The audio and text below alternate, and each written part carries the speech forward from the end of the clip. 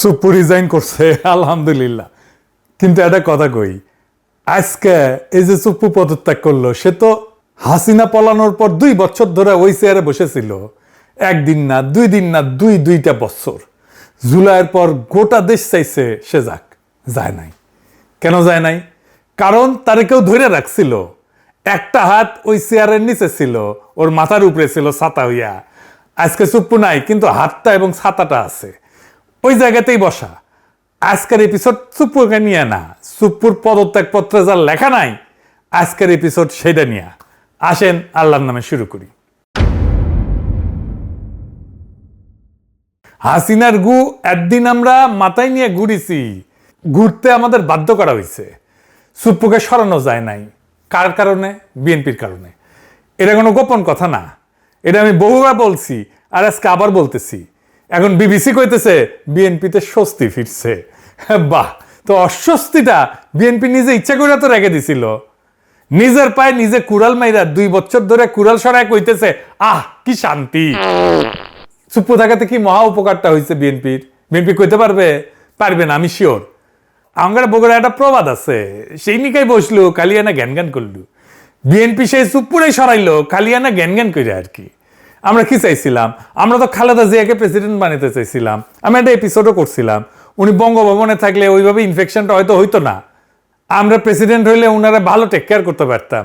আমি তারেক রহমানকে সরাসরি জিজ্ঞাসিলাম কেন সুপ্পুরে রাখতে চান। উনি কইছিলেন উনার মনে হয় সুপ্পুকে সরাইলে উনার দেশে ফেরাটা বাধাগ্রস্ত। আমারও কইছিল আপনিও তো দেশে ফিরতে চান, আপনার দেশে ফেরাটাও বাধাগ্রস্ত, আমার তো এখনো বাধাগ্রস্ত আছে।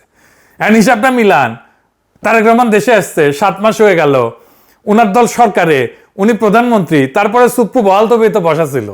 আর এখন খেপে কান? এখন খেপছে কারণ সুপ্পু কাটাল রানীর সাথে কথা কইছে বলে। বিএনপির ধারণা ছিল সুপ্পু কাটাল রানীর সাথে কথা বলে না, সে হাসিনাকে ফিরে আনার কোনো সিস্টেম করে না, আজিব বাত। কিন্তু সুপ্পুরে কেন রাখার জন্য মরিয়া হয়েছিল বিএনপি? আসেন সেই গল্পটা এটা শুনে দেখি। আমরা যখন সুপ্পুরে সরানোর জন্য চাপ দিতেছি, ওয়াকার তখন বুঝে ফেলছে এর পরের চাপটা ওর উপরে আসবে। সে তখন করলো কি, 2 দিকে 2 কথা কইল। একটা কথা আগে কয়ে রাখি, এখন যা কইতেছি এটা ওয়াকারের হুবহু কথা না, এটা আমার ভাষার সারমর্ম আর কি। বার্তাটা সে কোন দিকে কি দিছিল সেটা কইতেছি। বিএনপির এসে বোঝাইলো সুপ্পুরে সরাইতে চায় ওরা যেন ইউনূসের শাসন লম্বা হয়। আপনারা কিন্তু ক্ষমতা আসতে পারবেন না, দেখতেছেন না যত দিন যাইতেছে আপনাদের বদনাম হইতেছে, বদনাম বাড়তেছে। ইলেকশন যত দেরি হবে আপনাদের তত কালে খবর আছে।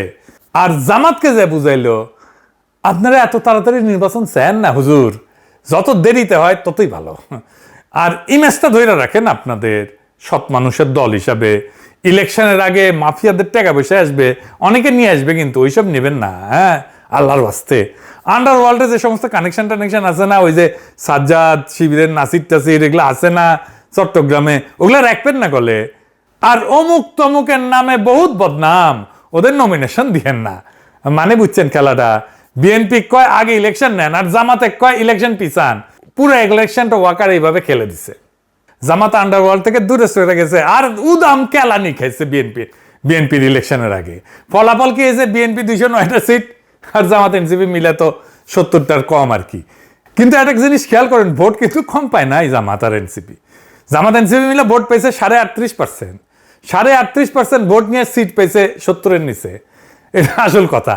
ইলেকশনের আগে যে হাইপটা উঠছিল জামাত এনসিপির, ওরকম হাইপ তোলা অবিশ্বাস্য। ভোটও পাইছে, কিন্তু ভোটটা আসনে কনভার্ট হয় নাই। বিএনপির লাভের গুড়টা পুরাই খাইছে, আর জামাত এনসিপি লাড্ডা গুড়টা। ভোট আর আসনের যে ফারাক, এটা এমনি এমনি হয় নাই। টাইমিংটা কে ঠিক করে দিছিল সে কথা মনে করেন শিলং সালাউদ্দিন নিজেই কইছে, এই বাহানায় যদি নির্বাচনটা না দেয় সে ভয়ে আমরা তাড়াহুড়া করে জুলাই সাইন করেছি। শুনেন, আবার আমাদের একটা তাগাদা ছিল যে এরা সংস্কারের বাহানায় যদি নির্বাচনটা না হতে দেয়, সেজন্য আমরা সবকিছুতে আপোষ করে জুলাই জাতীয় সনদও স্বাক্ষর করেছি। আমরা একত্রিত হয়েছি, সমঝোতা হয়েছে, এবং নির্বাচনের স্বার্থে আমরা অনেক কথা বলি নাই। শুনিছেন? হ্যাঁ, শুনছি জামাত নাকি ওয়াকার সাহেবরে খুব ভালো পায়। হ্যাঁ, বুঝছাও কেন ভালো পায়? এটা জিগাইলে কয় কি ওয়াকার সাহেব 5 ওয়াক্ত নামাজ পড়ে। হ্যাঁ, মাশাআল্লাহ। তো হাসিনারে তো তাহলে ডাবল ভালো পাওয়ার কথা জামাতের। হাসিনা তো তাহাজ্জুদও পড়তো 5 ওয়াক্তর উপরে। হ্যাঁ, এখন কইতে পারেন যে দাদা আপনি ওয়াকারের উপরে কেন বিলা? আমি আগে অনেকবার কইছি, আবারও কই। অনেকে করার চেষ্টা করে ওয়াকার তার লেসপেন্সারদেরকে লাগিয়ে দিছে এটা বলার জন্য যে বিপ্লব তো বিজয় হয়েছে ওয়াকারের কারণেই, তাছাড়া তো এটা খবর ছিল। হ্যাঁ, ওই যারা কয় ওরা মাঠে ছিল না, গুলির সামনে বুক পাইতে দেয় নাই। জনগণের শক্তি, বিপ্লবের শক্তি এটা ওরা বোঝেও না, মাপতেও পারে না। কি অবস্থা হয়েছিল? পুলিশ ফেল করছে, পলাইছে, অস্ত্র ফেলা পালাইছে, থানার পর থানা ভস্মীভূত হয়েছে। দেশের 639টা থানার মধ্যে 450-র মতো থানা গুড়া গুড়া করে দেওয়া হয়েছে। পুলিশ মেরে ট্যাঙ্গে রেখেছে পাবলিক। র্যাব তো অনেক আগে ব্যবসে, বিডিআর ভয় বাইরে হয় না, রাস্তায় ছিল খালি মিলিটারি, আর সেই মিলিটারি সৈনিক আর জুনিয়র অফিসাররা গুলি চালাইতে অস্বীকার করলো। এটাই আসল কথা, ওটাই মোর। ওয়াকার তখন কি লাভে, তার সামনে বিকল্প কি? সে গিয়া কইছে আপা ভাগেন। যেই মুহূর্তে সৈনিকেরা গুলি করতে অস্বীকার করছে, সেই মুহূর্তে হাসিনার পরাজয়, ও লাস্ট ডিফেন্স ভেঙে পড়ছে।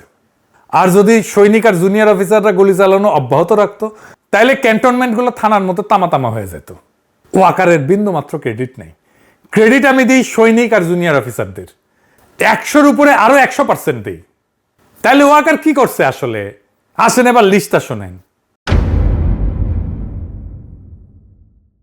1 নাম্বার, হাসিনারে পলায় যেতে দিচ্ছে। এখন কইতেছে যে হাসিনার নামে নাকি ইমিগ্রেশন আইনে মামলা হবে ইমিগ্রেশন না করে যাওয়ার জন্য। তো গেছে তো সামরিক বিমানে, ব্যবস্থাটা কে করে দিছে? ওয়াকার তো।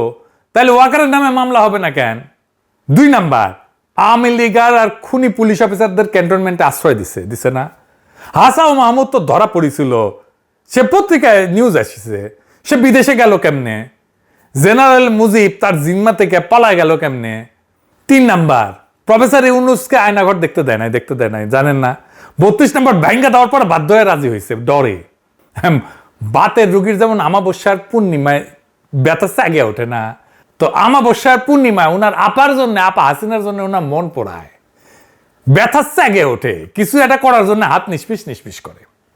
ও সিইসি হাবিবুল্লাহ আওয়ালের সাথে দেখা করে তারা তত্ত্বাবধায়ক সরকারের প্রধান হওয়ার রিকোয়েস্ট করেছিল ওয়াকার। তার আগে গেছিল প্রধান বিচারপতির কাছে, প্রফেসর ইউনুসের টাইমে যে প্রধান বিচারপতি ছিল।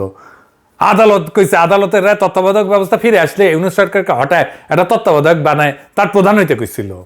5 নাম্বার, আর্মির যে অফিসারদের নামে মানবতা বিরোধী অপরাধের নামে মামলা হয়েছে, ক্যান্টনমেন্টেই রাখছে তাদেরকে। সেখান থেকে মাঝে মাঝে আসে এসি বাসে চাইপা আদালতে। 6 নাম্বার, প্রথম থেকে সে ইনক্লুসিভ ইলেকশনের কথা কয়ে আসছে। ইনক্লুসিভ মানে কি? ইনক্লুসিভ মানে আওয়ামী লীগ সহ, হাসিনা সহ নির্বাচন। এখন বিএনপির অভিযোগ হইতেছে সুপ্পু লন্ডনে গিয়ে শেখ হাসিনার সাথে কথা কইছে, তাই না?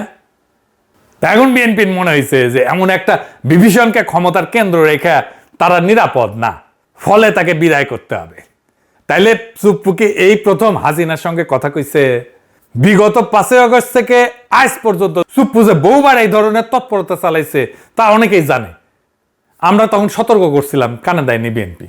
উল্টা বিএনপির একটা অংশ, ওয়াকারের ভাড়াটা বাহিনী, রামপন্থীরা, ওয়াকারের প্রতিপালক সব একসাথে নানা অপপ্রচার চালাইছে। আমরা নাকি অস্থিতিশীলতা করি, আমরা নাকি মববাজ, আমরা নাকি ইউনুস সরকারের ক্ষমতা দীর্ঘায়িত করার চক্রান্তকারী। কারণ ওরা তখন সুপ্পুকে রক্ষা করতে মরিয়া। আর এখন বাস্তবতা হইলো এই প্রক্রিয়ায় সুপ্পুর আশ্রয়দাতাকে, এই সুপ্পুর আশ্রয়দাতা তো ওয়াকার নিজে। ওয়াকারের অনুমোদন এবং সুরক্ষা ছাড়া সুপ্পুর পক্ষে এক পাও আগানো সম্ভব ছিল না। সুপ্পু নিজেই বলছে ওয়াকার এবং বিএনপি তাকে সমর্থন করছে। এখন নব্য বিএনপি সাজার চেষ্টা করা লোকদের কাছে আমার প্রশ্ন, আপনারা কেন জিজ্ঞেস করতেছেন না সুপ্পু কি আগে শেখ হাসিনার সাথে যোগাযোগ রাখছে? জেনারেল ওয়াকার রাখে নেই? জেনারেল ওয়াকার আর তার বউয়ের ফোন ফরেন্সিক করেন, বাইরে হয়ে যাবে কার কার সাথে কথা বলছে। সুপ্পুর লন্ডন সফরের ব্যবস্থা কে করে দিছে? এটা তো কেউ কাউকে অনুমোদন করতে হয়েছে, ফান্ড দিতে হয়েছে। কে করছে? তো ওইখানে যে কার সাথে আলাপ করছে, কি বার্তা নিয়ে আসছে? এটা কি কোনো গোয়েন্দা সংস্থায় যোগাযোগের খবর রাখছে? যাদের দেখার কথা তারা আদৌ দেখছে? তারেক রহমানকে কি তার গোয়েন্দা সংস্থাগুলো এই বিষয়ে কোনো মেমো দিছে, কোনো ব্রিফিং করছে? ওয়াকার কি করতেছে? চোখ বন্ধ করে আছে। ওয়াকার ওইখানে থাকবে আর সুপ্পুকে সরাবে, কোনো লাভ হবে? কোনো লাভ হবে না। সুপ্পু, ওয়াকার, আওয়ামী লীগ এবং ইন্ডিয়া, এই 4 শক্তির অক্ষয় আজকে বাংলাদেশের রাজনৈতিক অস্থিরতা তৈরির মূল কারিগর। শেখ হাসিনাকে ফিরে আনা, বর্তমান সরকারকে ক্ষমতাচ্যুত করা কিংবা এর সাথে শাসনের মতো কোনো ব্যবস্থা কায়েম করা, এটা মার্শাল ল দেওয়া, সবই নির্ভর করছে এদের পারস্পরিক মেলবন্ধন এবং যোগাযোগের উপরে। হাসিনা যে ডিসেম্বরে ফিরবে বলে ঘোষণা দিয়ে রাখছে, এটা এমনি এমনি দেয় নাই। ওই গঙ্গার পানি এসে বুড়ি গঙ্গায় জমিচ্ছে। এখন বুঝতে পারছে এটা বিএনপি। বিএনপি যখন এই বন্যায় ভেসে যাবে, গঙ্গার পানির বন্যায় বুড়ি গঙ্গায় আসছে, ওই পানিতে নৌকা চালাবে আওয়ামী লীগ। বিএনপি গলে একই জায়গায় প্রত্যেকবার মারা খায়, এই সেনা প্রধানের জায়গায়। আর সুপ্পু কাণ্ড প্রমাণ করে বিএনপি নেতৃত্বের রাষ্ট্রচিন্তা কত স্থূল প্রকৃতির। দলটা সবসময় এই জায়গায় মারা খায়। ইতিহাসটা দেখেন, এরশাদ বিএনপি তারে সেনাপ্রধান বানাইছিল, তাই না? জিয়া হত্যাকাণ্ডের সাথে যুক্ত ছিল। তারপর কু করে বিএনপি সরকারকে ফেলাই দিল। জেনারেল নাসিমকে বিএনপি সেনাপ্রধান বানাইছিল না? নাসিম কু করতে গেছিল, মানে মঈন সবাই ডিঙায় তারে নিয়ম ভেঙে সেনাপ্রধান বানাইছিল না? মঈন তো তারেক রহমানের মাজা ভেঙে দিল। 3 বার একই জায়গায় একই ভুল। আর এখন ওয়াকার আবার আর এক ভুল। সুপ্পু তো লন্ডনে যায় কেন? তলে তলে কি করছে কে জানে? কথা বলার জন্য ফোন লাগে নাকি? হাতে লেখা চিঠি দিয়েও তো ষড়যন্ত্র করা যায়। এই যে ইন্ডিয়ার রাষ্ট্রদূত এসে যে রিসিভ করলো তারে, সে যে সুপ্পুর হাতে কিছু গুঁজে দেয় নাই, এটা কে জানে? এত কইরা কইলাম না, সুপ্পুর তাইলে লাগবেই। সুপ্পু ছাড়া ওদের চলেই না। সুপ্পু ভালো ছেলে, সে কাঁঠাল রানীর সাথে কথা বলে না। হ্যাঁ, দুষ্টু লোকেরা এই সমস্ত বাজে কথা বলে। হ্যাঁ, তো দুষ্টু লোকেরা এই সমস্ত বাজে কথা বলে, কান নিয়েন না। এবারে সুপ্পুর অসুখটা কি, এটা একটু বুঝে দেখি। এটা আবার ইন্টারেস্টিং একটা ব্যাপার। এটা মানুষের কাজে লাগবে। মানে সুপ্পু পদত্যাগ পত্রে লিখছে, তার অসুখ হচ্ছে অটোনমিক নিউরোপ্যাথি। ইংরেজিতে লিখেছে, এটা বিশাল বড় অসুখ। মাঝে মাঝে জ্ঞান হারাই ফেলে নাকি, ওই চিকিৎসা করতে যাবে, ওই বিদেশে যাবে। শোনান রিতেশ সাহেব কি কইছে। পরবর্তী পরিকল্পনা চিকিৎসা, উন্নত চিকিৎসা করা দেশে এবং বিদেশে, প্রথমে এইটা। আর স্যার, এটি কি শারীরিক কারণেই পদত্যাগ করলেন স্যার, না পলিটিক্যাল কোনো? অবশ্যই অবশ্যই অবশ্যই শারীরিক কারণেই। শুনেছেন? তবে এই অসুখটা বাংলাদেশের লাখ লাখ মানুষের আছে, তার বেশিরভাগ মানুষই জানে না। যাদের ডায়াবেটিস আছে তারা একটু মন দিয়ে শোনেন, কামে দিবে। ধরেন আমাদের শরীরটা একটা গাড়ি, আর আমাদের স্নায়ুতন্ত্র, নার্ভ, এটা হইতেছে সেই গাড়ির তারের জাল আর নিয়ন্ত্রণ ব্যবস্থা। এই মস্তিষ্ক আর স্পাইনাল কর্ড এদিক দিয়ে শিরদাঁড়ার মধ্যে দিয়ে যেটা গেছে না, সেইটা হইতেছে মূল কম্পিউটার। আর সারা শরীরে ছড়ানো স্নায়ুগুলো হইলো এটা লাইন। গাড়িতে 2 রকম ব্যবস্থা থাকে। এক, যেগুলো চালকের হাতে, স্টিয়ারিং ঘোরাইলে গাড়ি ঘোরে, ব্রেক চাপলে থামে, এক্সেলারেটর দিলে ছোটে। শরীরেও তেমন, হাত তুলতে চাইলে হাত ওঠে, কেটে গেলে ব্যথা টের পায়। আর 2 নম্বর আছে যেগুলো চালক শুয়েও দেখে না। যেমন ধরেন ইঞ্জিন গরম হইলে ফ্যান নিজে থেকে চালু হয়ে যায়, ব্যাটারি নিজে থেকে চার্জ হয়, তেল ঠিক মাপে ইঞ্জিনে পৌঁছায়। চালকের কিন্তু এটার কিছুই জানে না, ড্রাইভার এটার কিছুই জানে না, জানার দরকারও নাই। শরীরেও তাই। ঘুমের মধ্যেও হার্ট চলে, তো হার্ট তো বন্ধ হয়ে যায় না, শ্বাস চলে, খাবার হজম হয়, রক্তচাপ ঠিক জায়গায় থাকে। এই যে স্বয়ংক্রিয় ব্যবস্থা, এটার নাম অটোনমিক নার্ভাস সিস্টেম। আর অটোনমিক নিউরোপ্যাথি মানে এই স্বয়ংক্রিয় ব্যবস্থাটা নষ্ট হয়ে গেছে। চালক ঠিকই আছে, স্টিয়ারিং ব্রেক ঠিক করছে, কিন্তু ভেতরে যে অটোমেটিক অংশটা আর সাড়া দিতেছে না। এটা উদাহরণ দিই। ধরেন আপনি যখন শুয়ে থাকেন বা বসেন বা হঠাৎ দাঁড়ায় যান, 3 অবস্থাতে আপনার রক্তচাপ মোটামুটি একই থাকে, তাই না? সুস্থ অবস্থায়। কিভাবে? কারণ দাঁড়ানোর সঙ্গে সঙ্গে মাধ্যাকর্ষণের টানে রক্ত তো পায়ের দিকে নেমে যায়। ঠিক সেই মুহূর্তে এই অটোনমিক নার্ভাস সিস্টেম রক্তনালীগুলোকে চেপে ধরে, হার্টকার একটু জোরে চালায়, ফলে মাথায় রক্ত পৌঁছাইতে ঘাটতি হয় না। পুরা ব্যাপারটা ঘটে সেকেন্ডের ফ্র্যাকশনের মধ্যে, আপনি টেরও পান না। এই অটোনমিক সিস্টেমটা নষ্ট হয়ে গেলে এই কাজটা আর হয় না। রোগীর দাঁড়াইলে রক্ত পায়ে জমে যায়, রক্তচাপ পড়ে যায়, মাথায় রক্ত কমে যায়, মাথা ঘোরে, চোখে অন্ধকার দেখে, জ্ঞান হারায় ফেলে। ডাক্তারি ভাষায় এটাকে বলে অর্থোস্ট্যাটিক হাইপোটেনশন। আর মজার ব্যাপার হইল, একই রোগী শুয়ে পড়লে উল্টা রক্তচাপ বেড়ে যায়। শুধু রক্তচাপ না, আরো অনেক কিছুই এলোমেলো হয়ে যায়। যেমন হার্টের রেট, হৃদস্পন্দন, এটা অস্বাভাবিকভাবে বেড়ে যায় বা কমে যায়। অল্প খেলে পেট ভরা লাগে, খাবার হজম হইতে চায় না, হাগা হইতে চায় না, কোষ্ঠকাঠিন্য হয়, আবার ডায়রিয়া হয়, প্রস্রাব ধরে রাখতে পারে না, পুটা পুটা পুটা পুটা করে প্রস্রাব পড়ে, মূত্রথলি ঠিক মতো খালি হয় না। হ্যাঁ, তারপর ওই যে আছে না নাইস অ্যান্ড অ্যাট্রাকটিভ, ওই নাইস অ্যান্ড অ্যাট্রাকটিভের কাজটা ঠিক মতো করতে পারে না। এটা কেন হয়? এটা হয় ডায়াবেটিস থেকে। সমস্ত ডায়াবেটিস রোগীদের এই নিউরোপ্যাথি হয়, এই আলটিমেটলি এই জায়গায় যায়। দীর্ঘদিন ডায়াবেটিস থাকলে রক্তনালী আর স্নায়ুর যে তারগুলা, এটা ধীরে ধীরে নষ্ট করে ফেলে। 1-2 দিনের না, বছরের পর বছর ধরে। অনেকটা তারের প্লাস্টিকের যে আবরণ আছে না, ওই আবরণ ক্ষয়ে যাওয়ার মতো, বাইরে থেকে দেখা যায় না, কিন্তু একদিনে লাইন কাজ করা বন্ধ করে দেয়। ডায়াবেটিস যত পুরনো, যত অনিয়ন্ত্রিত, স্নায়ুর ক্ষতি তত বেশি। দীর্ঘমেয়াদী ডায়াবেটিস রোগীদের একটা বড় অংশ কোনো না কোনো ধরনের এই নিউরোপ্যাথিতে আক্রান্ত। তাদের মধ্যে উল্লেখযোগ্য অংশের এই অটোনমিক ধরনটা হয়। কিডনি, হার্ট সবকিছুর উপরে ডায়াবেটিসের ছাপ পেলে। এই সুপ্পুর আর কিছুই হয়নি, এর ডায়াবেটিস হয়েছে, আনকন্ট্রোল ডায়াবেটিস হয়েছে। এর চিকিৎসা সবার আগে ডায়াবেটিস নিয়ন্ত্রণে আনা। এখন সে বিদেশ যাবে চিকিৎসা করতে, ডায়াবেটিস কন্ট্রোল করতে দেশের বাইরে যাওয়া লাগে নাকি রে বেকুব? ভাল শুন, বিদেশের ডাক্তারিতে কি জাদু আছে? বঙ্গভবনের ডাক্তার থাকে 24 ঘন্টা, নার্স থাকে, এত বড় জায়গা, হাঁটার জায়গা আছে, জিম আছে, বাগান আছে, আর সে নিজের ডায়াবেটিস কন্ট্রোল করতে পারে না। চিন্তা করেন, এমন একটা লোক দেশের দায়িত্ব নেয় যে কিনা নিজের খেয়াল নিজে রাখতে পারে না। আর যার ডায়াবেটিস আছে তাদের বলি টেক কেয়ার নিজেকে করতে হয়। ডায়াবেটিস কোনো একক রোগ না, অনেকগুলো রোগের গুচ্ছ। কিন্তু এই রোগ এমন না যে আপনি ভেজিটেবল হয়ে গেছেন। দেখেন, আমার কোনো রোগ দেখতে পান? আমার মেলা রোগ আছে, যাই হোক সেরকম কিন্তু দেখতে পাচ্ছেন পান না। এই যে আমার চোখে চশমা, চোখে অসুখ আছে না? আছে তো চশমা ছাড়া আমি তো চোখে দেখি না। কেউ কি বলে আমার চোখের রোগ আছে? কেউ বলে? আপনারা বলেন, আপনাদের অনেকে তো চশমা পড়েন, বলেন না কেন? বলেন না কারণ আমি আমার টেক কেয়ার করতে পারি। কিন্তু যদি এমন হইতো প্রত্যেক সকালে নার্স এসে আমার চোখে চশমা পড়ায় দেয়, মুছে দেয়, রাতে আবার খুলে দেয়, তারপরে আমি শুইতে যাই, তাইলে আপনি শেষ। যেই রোগের টেক কেয়ার আপনি নিজে করতে পারেন সেটাতে আপনি রোগ বলে মানেনি না, কনসিডারই করেন না। তো ডায়াবেটিসও এরকম, আপনার টেক কেয়ার আপনি নিজে করতে পারলে আপনার এটা রোগী মনে হবে না। যাই হোক, ডায়াবেটিস রোগীরা এটা মাথায় রেখেন। এইবার আসেন পদত্যাগ প্রশ্নে। সুপ্পুর তো গ্রেপ্তারের দাবি উঠেছে। সুপ্পু কইতেছে তারে কে গ্রেপ্তার করে? সংবিধানের 51 ধারা আছে না, শুনেন। কিসের বিচার করবে? আর্টিকেল 51 অফ দি কনস্টিটিউশনে পড়ে যায়, দেখুক। শুনিছেন?